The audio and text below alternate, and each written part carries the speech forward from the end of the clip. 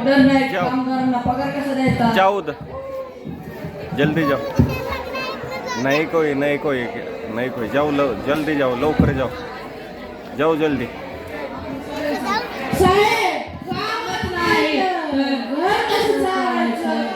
गावी जायचं म्हटलं तर साधनच नाही. जल्दी जाओ. दुकान बंद, माल पडून तर ग्राहक नाही तर त्याच्यात मात्र चालूच आहे.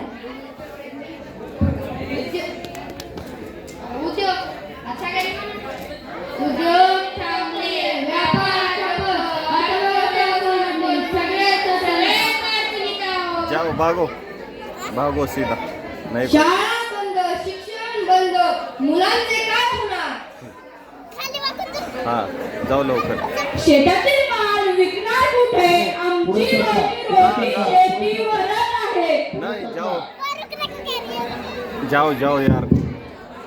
कोरोनाने सर्व काही हादरवलं, पण एकजूट धैर्य आणि मेहनतीने भारत पुन्हा कसं उभा राहील? कोरोना महामारीमुळे जागतिक अर्थव्यवस्थेला मोठा फटका बसला. भारताला स्वदेशी उत्पादन, स्थानिक उद्योग आणि स्वतःच्या क्षमतेवर उभा राहण्याची गरज निर्माण झाली आहे. भारताचे पंतप्रधान श्री नरेंद्र मोदी यांनी 12 मे 2020 रोजी आत्मनिर्भर भारत अभियान ही संकल्पना जाहीर केली.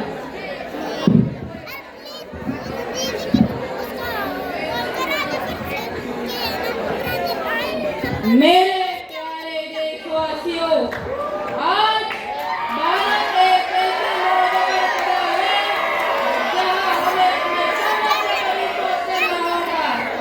हमने कठिनाई आदि की है, संघर्ष झेले हैं और कभी हार नहीं मानी. आज मैं आपसे आह्वान करता हूँ, आइए हम एक आत्मनिर्भर भारत का निर्माण करें. ऐसा भारत जो किसी पर निर्भर न रहे, जिसके हाथों में हुनर हो, दिल में आत्मविश्वास हो और आंखों में राष्ट्र निर्माण का सपना हो.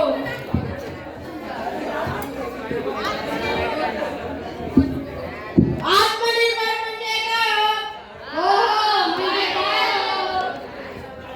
आत्मनिर्भर भारत म्हणजे भारताने स्वतःच्या संसाधनावर, कौशल्यावर आणि उत्पादन क्षमतेवर विश्वास ठेवून आर्थिक, सामाजिक आणि तांत्रिकदृष्ट्या सक्षम होणे.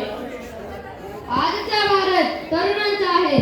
आपल्याला खूप मोठी प्राचीन संस्कृती लाभली आहे, पण प्रश्न असा आहे, आपण खरेच आत्मनिर्भर आहोत?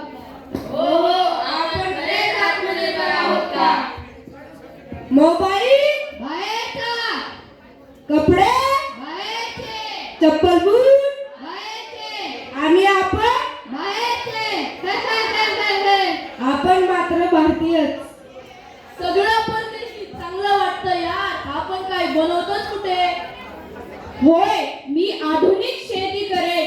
आम्ही देशासाठी अन्न पिकवतो, पण जर स्वदेशी खत, स्वदेशी बियाणं वापरलं तरच खरी आत्मनिर्भर. शेती आत्मनिर्भर झाली तर देश भुकेला राहणार नाही. मी आज घर बसल्या उद्योग सुरू केला आहे. आज मी इतरांना रोजगार देतो. मी मुलांचे शिक्षण बंद पडून देणार नाही. मी ऑनलाईन शिक्षण देईन. हो, आम्ही सर्व स्वदेशी वस्तूंचा वापर करणार. आम्ही आत्मनिर्भर होणार. आमचा भारत आत्मनिर्भर होणार. मी भारत माता, माझ्या लेकरांनो माझा विश्वास आहे. विश्वास ठेवते. स्वतः सक्षम व्हा. माझं नाव उज्ज्वल करा.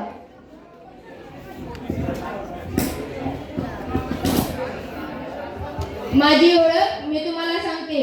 माझी प्राचीन संस्कृती जगातील अतिशय प्रगत आणि समृद्ध संस्कृतींपैकी एक होती. वैदिक काळात वेद, योग आणि आयुर्वेद यांचा विकास झाला. गणितात शून्याचा शोध हे मोठे योगदान माझेच आहे. माझी प्राचीन शैक्षणिक प्रगती अत्यंत विकसित होती. तक्षशिला, नालंदा, बोधगया, विक्रमशिला व वल्लभी ही जागतिक कीर्तीची विद्यापीठे होती. चरक व सुश्रुत यांचे वैद्यकशास्त्र हे शैक्षणिक योगदान माझेच आहे. माझ्या लेकरांनो माझा विश्वास आहे. तुम्ही सक्षम होणार. आत्मनिर्भर होणार.